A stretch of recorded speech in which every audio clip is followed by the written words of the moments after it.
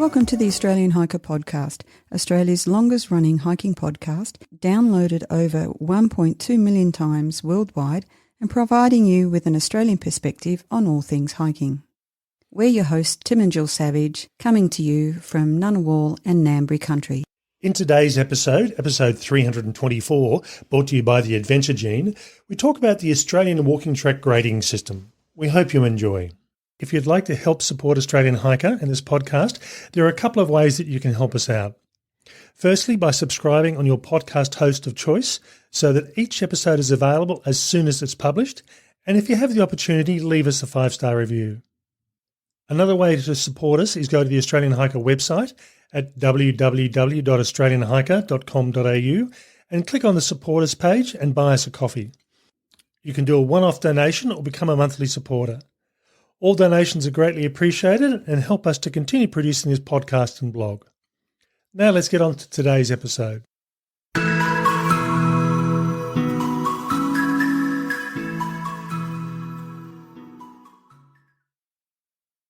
Australian walking track grading system was endorsed in July 2010 as a voluntary industry standard and is now used almost exclusively throughout Australia, having replaced an older system. This grading system provides a readily recognisable standard for walkers to be able to establish the difficulty of a particular walk, regardless of where in Australia it is, and allows them to determine whether they have the fitness and the ability to undertake this walk. In this episode, we're going to look more in detail about the actual grades themselves. We'll briefly talk about the system it replaced and talk about, I won't say shortcomings, but some of the quirks of the new system. So first up, why do we have a grading system? Now these grading systems, the current version we are using and the previous one it replaced, the idea being that it's to give you an indication of how difficult the walk is and based on your level of fitness, how long it's likely to take you.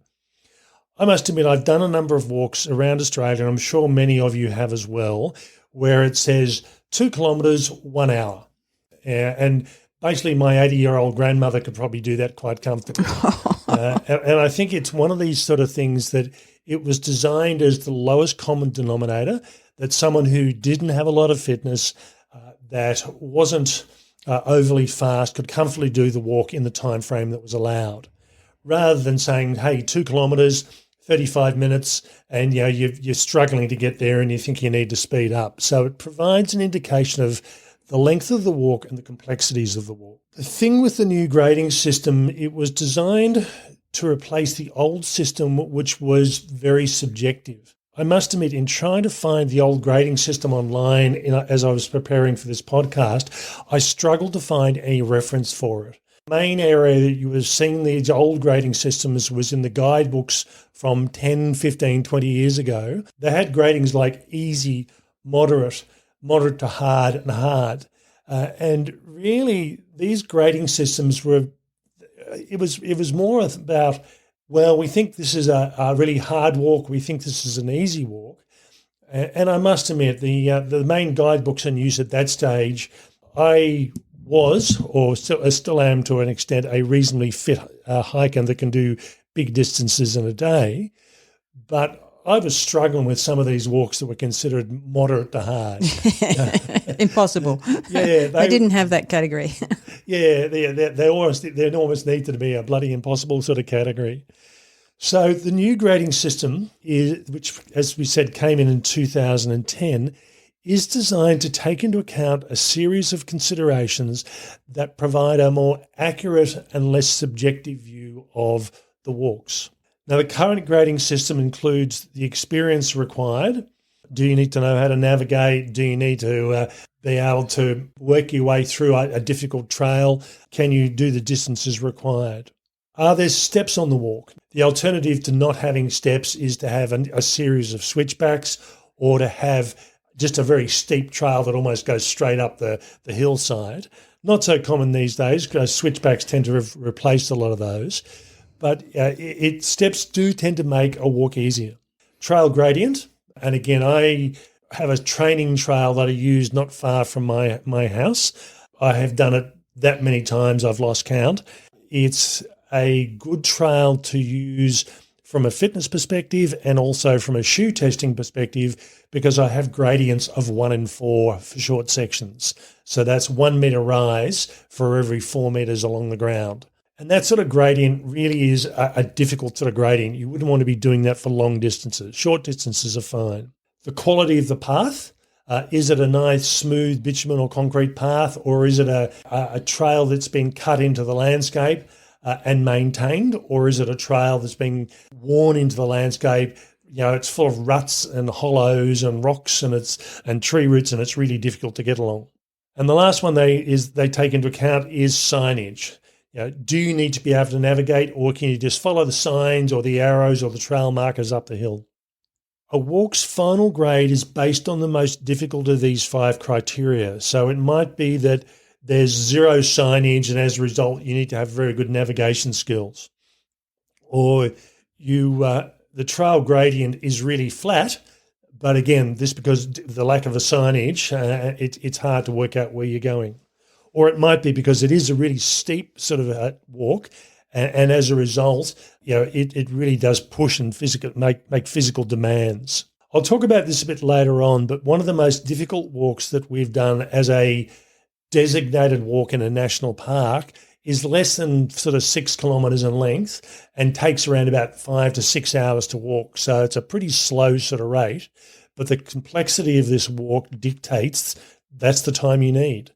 Whereas usually if I'm on flat ground or groomed trail, I can actually do that sort of distance in probably maybe an hour and 15, depending on having a good day.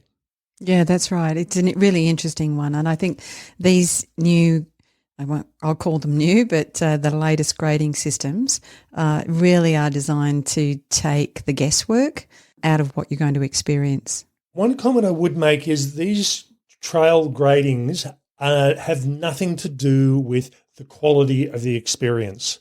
It could be the most miserable trail in the world and be rated as a 1, or it could be the best trail in the world and rated as a 5. It does not talk about the quality of the experience. And as a result of that, Australian Hiker has actually come up with their own quality rating. Now, it's a subjective thing. It's what we see the trail as.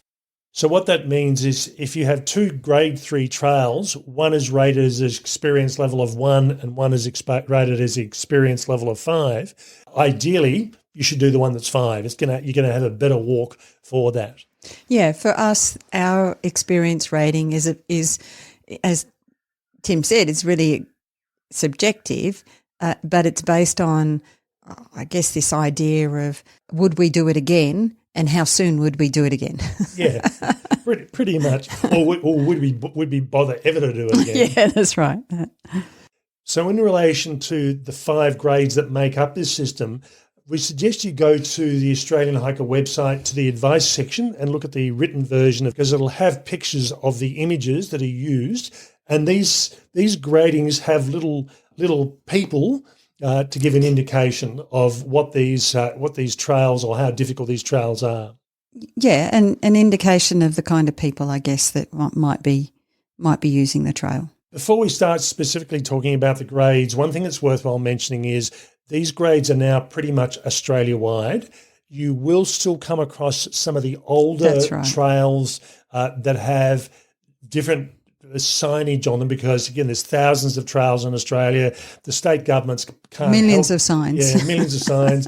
The state governments can't help replace them all in one hit. It's going to take them a while, so you will still come across some of the older ones as well. So these grades, the original signage when it came out was green and white, with the little stick figures being white, but you may see them as different colour. And the green and white tends to be a reasonably common sort of colour that's used.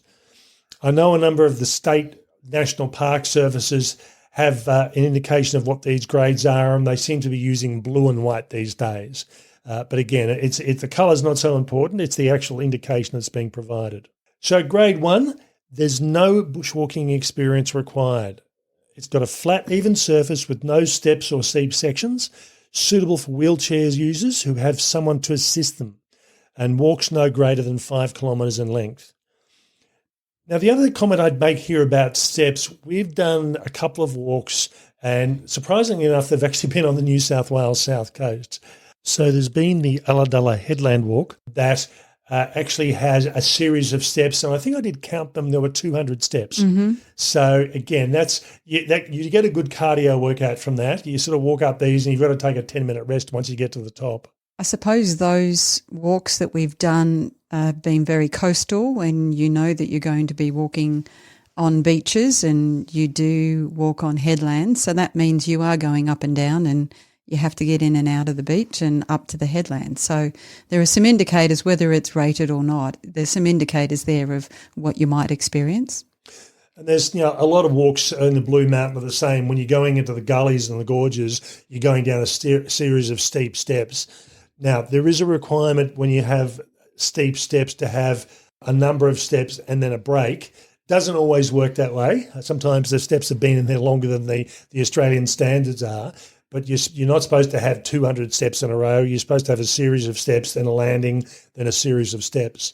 But again, those steps still have not been upgraded, and sometimes it's just not possible to put those landings in. And the other thing is that whenever you're going to somewhere like a scenic lookout, you're going to have to go up. Yeah. I think that's always there when I'm really tired, when we've done a big day and there's a scenic lookout towards the end of the day's hike, and I just go, oh, really? Yeah. Now, this logo is two stick figures, one sitting in a wheelchair and the other one basically pushing them along. Now, it does say it's suitable for wheelchairs, but the users have to have someone to assist them. I think with that one, it might mean it's not a concrete or a bitumen surface. It might be a bit soft underfoot, and you need a bit of traction or someone to push you to get a bit more traction in there. But what the grade 1 does mean that it should be accessible to anybody to do these walks. So we'll go on to grade 2 now. Grade 2 requires no bushwalking experience. The track is a hardened or compacted surface and may have a gentle hill section or sections and occasional steps. Grade 2 walks are no greater than 10 kilometres long. Now, as I mentioned before, there's a walk I'll talk about a bit later on that is, when we get to grade 5, it's definitely under 10 kilometres long, and it's definitely one of the hardest walks we've ever done. Now, with the grade 2, in this case here, it's two stick figures, an adult and what looks like a child or a very small person. So again, it's suitable, not really suitable for wheelchairs, but suitable for everybody else, including younger people as well. And it's interesting that the sort of stylised image of the ground that they're walking on does have this kind of, very, very gentle, undulating look to it. If you're new to hiking and camping and aren't quite sure what's required, then why not do a guided experience with Canberra-based outdoor company Adventure Gene? These trips are aimed at new hikers and are undertaken in the Australian Alps to help provide an authentic wilderness experience without covering big distances, and all while learning the necessary ins and outs of hiking and camping and building confidence. The guides are enthusiastic, friendly and professional, and focus on providing quality service in small groups to ensure that you have the best experience possible. All of the Adventure Dream trips include the use of world-class gear, great food and four-wheel drive transport to make your outdoor adventure as seamless as possible. So if you're looking at getting outdoors without the need to do all the planning, then Adventure Gene is the way to go. Now on to grade 3, and this is suitable for most ages and fitness levels. Some bushwalking experience recommended. Tracks may have a short, steep hill section and rough surface, and many steps, walks up to 20 kilometres. Now for us, this pretty much covers just about most of the walks in Australia. Not all, but if you had to pick a grade where the majority of walks sit, it's 3. There's not so many 2s and 1s around. There's certainly 4s and plenty of 4s and 5s, but 3 is the most common grade. I think, the difference is walk versus a hike. Yep. And I think, once you're getting into the grade 3s, you're getting into the more hiking territory. And again, we've got a single stick figure. It looks like an adult walking up a surface that the ground is a bit more uneven than the previous grade. So now grade 4, this requires bushwalking experience. The tracks may be long, rough and very steep, and directional signage may be limited.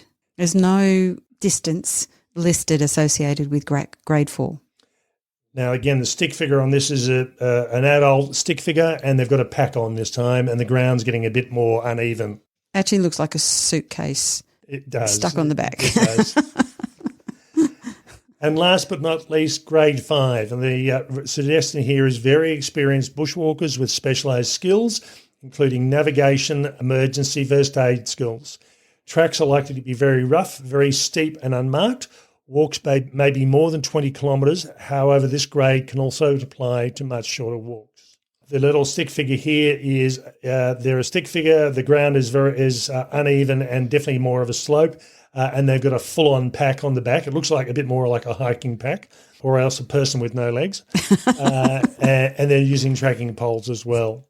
So you can see by going up in these grades that it looks like it's more complex because of what you're carrying, what you're using as well.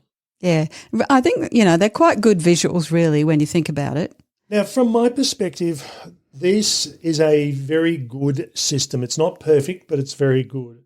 And one of the reasons I say it's not perfect is, and I'll give you an indication here, Larapinta Trail, based on experienced bushwalking and specialised skills, tracks are rough, steep and unmarked. Now, Larapinta Trail is marked. Walks may be more than 20 kilometres. Larapinta certainly is. Yes. It's 232 kilometres long. And sections are often longer than 20. Yeah, but the thing with it is, are you talking about the entire walk or are you breaking it down into sections? There are some sections on the Larapinta Trail, as an example, which are really flat, really easy, and do not fall into the category of grade 5. But there's certainly a lot of sections that I class as a grade 5 on this one. I remember clambering up a rock face on the Larapinta Trail. It was only short distance, but gee, I had to drag myself up there. So again, that's an extreme through there. And again, the other walk which I'll mention is the Red Track in Bungonia National Park in southern New South Wales. This walk is 5.8 kilometres in length and took us around about 5.5 hours to walk. Very steep descent. Once you get right down to the bottom, you've got a section that's relatively flat and easy, and then you start going through what makes up most of the walk is a large boulder field. and the boulders start off fairly small, and by the end of it, they're up to about 4.5 metres in size. Now, I don't know whether these are natural or not because there is a quarry up the top on one side. And as you get down further, there's a warning signal saying you're not supposed to be in here at certain times of the day during the week because they're using explosives, which I'm guessing means that rocks fall down into this area. So never quite worked out whether this is natural rockfall or whether this is coming from up the top of the hill. But these are big boulders and you have to go up, over, around, and when you're going down them, you're sliding down them. It's good fun, but gee, it's hard work. It is, and it's not a quick walk. There is no signage. Now, there's no signage because pretty much you're going down a gorge. Unless you start climbing up the walls, you know you're going in the right direction. But it's the sort of thing that you have to take things very carefully. You take things very slowly.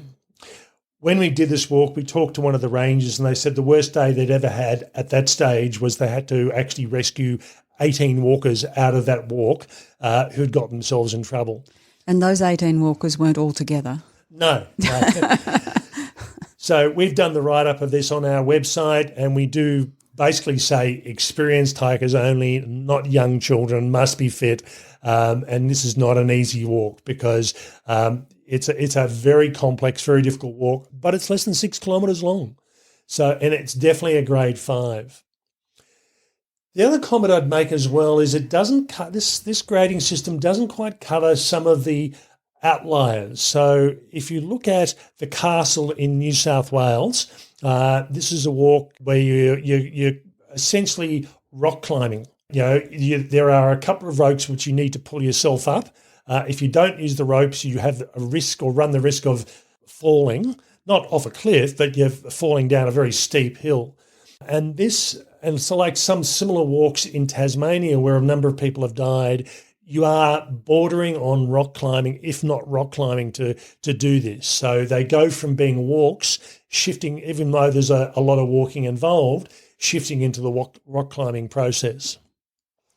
So it doesn't catch everything, and it doesn't take into consideration walks like the castle, which really are an outlier. And certainly you'll find that a lot of the national parks will not promote or recommend people do some of these things, because if they say, yeah, go ahead and do it, and someone injures themselves, they potentially are liable. So it doesn't quite collect everything through here.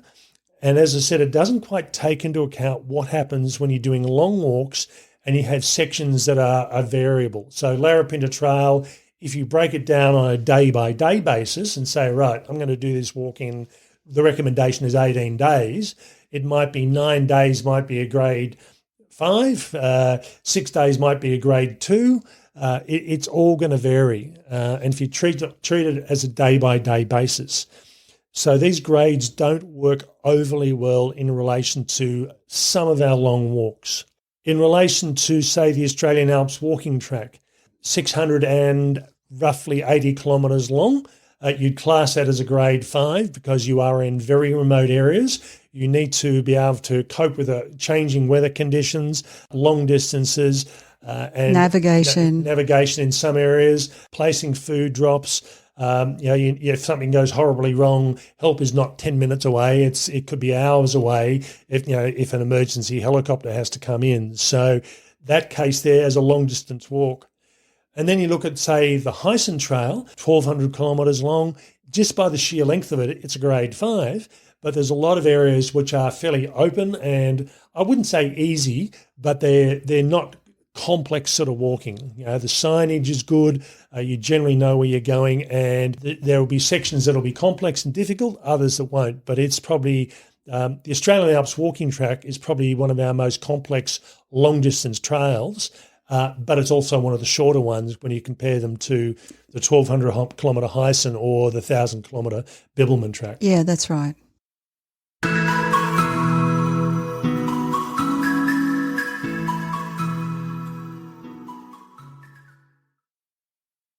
Now, my closing comment would be the thing to keep in mind with this grading system, as we said, is all about the difficulty trail and not the quality of the experience. In addition, just because a trail is only a few kilometres long doesn't mean that it's not difficult. As we just mentioned, the Red Track in Bungonia National Park. And the reverse also applies. Just because a trail is longer, it can be really flat and easy to walk. It's worthwhile paying attention to the walks that you do. And if you realise we, by default, most of our walks are grade 3 walks. We don't choose them because of that grade. It's just the way that it happens to work out. But it may be that you might decide that, look, I have done a number of grade 4 and 5 walks. I just didn't enjoy them. And that might steer in the direction of grade 3 walks.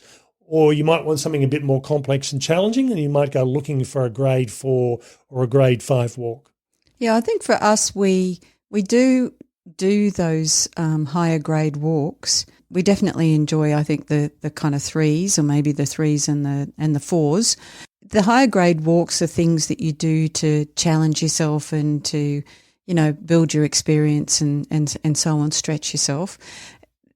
For us, they're probably not something that we would do all the time, and I think it's about as simple as that. And for me, it always comes down to, this is supposed to be fun.